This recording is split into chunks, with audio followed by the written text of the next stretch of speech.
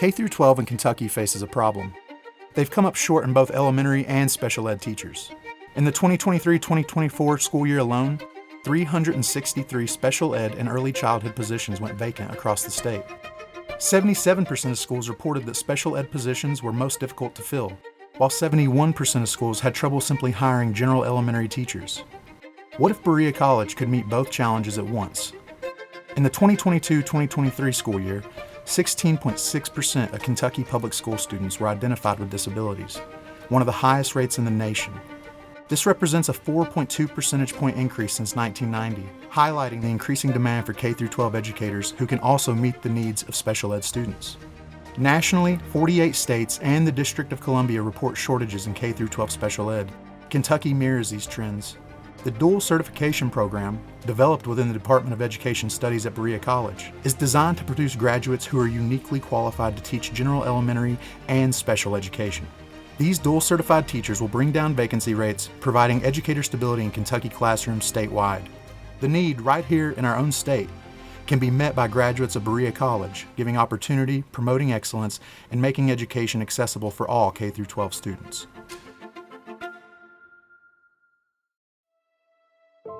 I want to be a teacher that every student wants and needs. I want to be a teacher that is inclusive and not exclusive.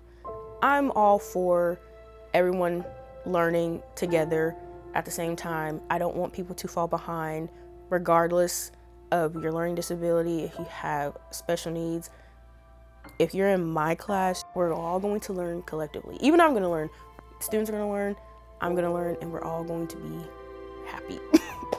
My brother, he's on the spectrum and he has comorbid ADHD, and he didn't get diagnosed till he was 24 and then 26 with each of them respectively. He got through school and he's doing fine, he works independently and stuff like that. He and I have had a lot of conversations, and the way that he's always phrased it to me is how could it have gone differently if someone could have realized it earlier and if the resources were available. The vast majority of students with IEPs are educated in the general education setting. Sure. I would take a guess that it's about 80% of our students that have disabilities in our school are educated in the general education population. And if you walked into any classroom that I teach in, you would not be able to immediately just look out into the students and go, that kid has a disability. Sure. You couldn't tell. Sure. The only way you would tell is if you saw their work. Sure. Of the American population, about 21% of the American adult population is functionally illiterate. We see that at the high school level. We have seniors who are reading at a 4th grade level. We have students that if I don't give them a calculator, they can't do math. And it's not because they can't process the information, and it's not because they can't reason with it. It's that the goalposts keep moving. The goal of special education is to not lower the bar. The goal of special education is to raise the kid up to where they can hit the bar. And if I can make it easier for them to process that information, then I've made it to where they can perform at the same level as their peers. When you see, children that don't know how to read, don't know numbers, and you're able to give them the tools, and they can do that.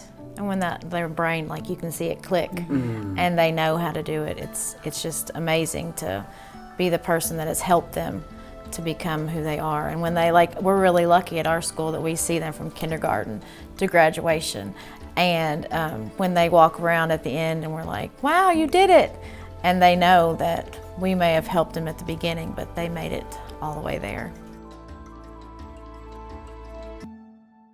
What excited me so much through the process of curriculum review, curriculum revision, working with consultants, working with Dr. Greer-F's, we have noticed and learned about gaps in our own existing program. The process of building this new program, we have the resources where our faculty and staff and our students as a living community, we've gone to trainings, professional development, and we've all been gaining access to new information. There's a growth that's very apparent, there's an excitement, and you've been part of that journey, and you're still part of it. I'm very excited about what you're doing, what Berea College is doing. I am super excited about having Dr. Greer's at the helm in special education. Her expertise is amazing. The opportunities that she's offering to her college students are above and beyond even what I was provided or offered, having been a graduate of Eastern Kentucky University. She's not only allowing them to learn the material, the vocabulary, the laws, all the things they have to know, but she's giving them lots of experiential opportunities as well.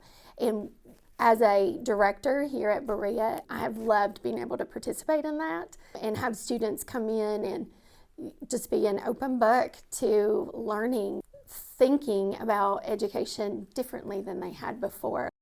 Well, first to note, within geographical context, Berea is situated in one of the regions that is known as the disability and debility belts of America. But let's take a broader look at the American landscape.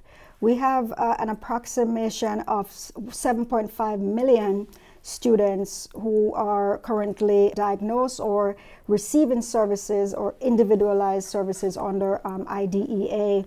And that roughly accounts for about 15% of the student population. Berea population of students, Kentucky population of students falls within those statistics as well. So when we look at teacher preparation programs, at worst, we're saying all teachers need to be exposed to diverse populations, regardless whether it's diverse in racial diversity, diverse in economic diversity, disability diversity, developmental diversities. There is a gap that exists that says at worst, teacher education preparation programs have been charged with a mandate to prepare all students who are wanting to be teachers in the classroom for inclusive educational practices, and at best to have a program that is designated to serve it, and it could be a small percentage of teachers who are wanting a dual certification in general education studies as well as learning behavior and disorder studies, which is another special education classification in the state of Kentucky. 7.5 million American students, or roughly 15% of them, have disabilities that qualify them for special instruction, what's known as individual education plans. But teachers trained in this critical area are in short supply.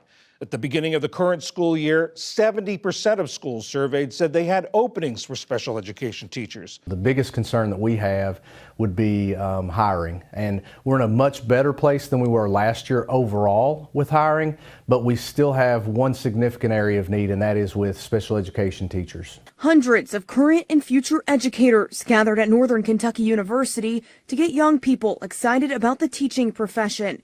It comes as Kentucky deals with a teacher shortage. A study by the Kentucky Department of Education shows 13% of vacant positions stayed empty the entire 2023-24 school year. Not only are fewer students going into the field, but there are more teachers who are retiring at faster rates. The dean of NKU's College of Education says their enrollment numbers are moving in the right direction. But we have definitely seen stronger numbers in our elementary program. We've seen stronger numbers in special education, which is also an area of shortage. So we're gaining ground.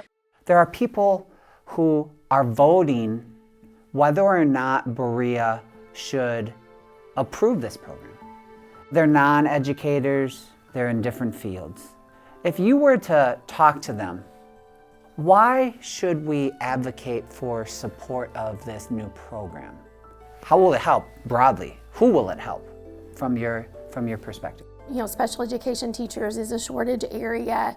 We are in Appalachia. We are in a district that's small and struggles to compete with some of the larger districts in our area when it comes to hiring of staff and things of that nature. Definitely, we're always looking for opportunities to grow our own, and because of the close connection between Berea Independent Schools and Berea College, I kind of see it that way, like the work that we've been sharing really is my effort to grow our own special ed certified staff members, you know, giving us an additional pool of teachers that we could potentially hire from. And one of the nice things about it is that those teachers are so close to us. They'll be gaining some of their on-site program experience right here in our district. So not only will we'd be able to have a larger hiring staff pool here, but we'll also already know those students. So we'll know how they work with particular grade levels. We'll potentially know what their strengths and weaknesses are,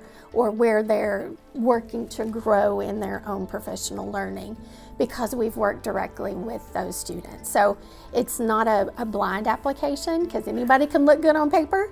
It's a nice opportunity for us to be able to help train and develop the teachers that could potentially be coming back our way.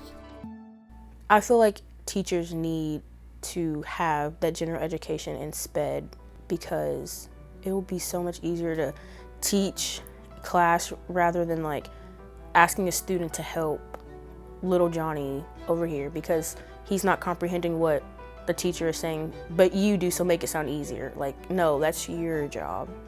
Like, we were the kind of family that needed those resources that were not available to us, that were not offered to us. Because like we had like a single mom working all day long, and my brother and I have such a big age gap too, we're 8 years apart.